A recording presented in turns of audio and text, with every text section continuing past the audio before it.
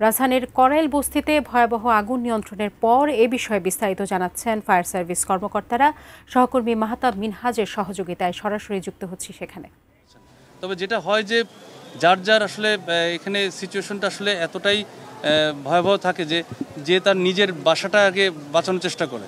এখানে হয়তো কিছু কিছু মানে অপ্রীতিকর ঘটনা ঘটে যে ব্রাঞ্চ পাইপ নিয়ে টানাটানি হয় একটু, অথবা ব্রাঞ্চ পাইপ কেটে ফেলতেছে, তার নিজের বাসার দিকে পানিটা নিয়ে যাচ্ছে। এটা স্বাভাবিক, এরকম দুর্ঘটনা কিছু ঘটে, যার কারণে আমাদের একটু বেগ পেতে হয়। কারণ আমাদের যে স্বাভাবিক যে গতিতে যে ফায়ার সার্ভিস ফায়ার ফাইটাররা কাজ করে, সেখানে আপনার এইগুলো একটু ব্যাঘাত ঘটে। অবশ্যই এটা আপনার বাঁশ কাঠের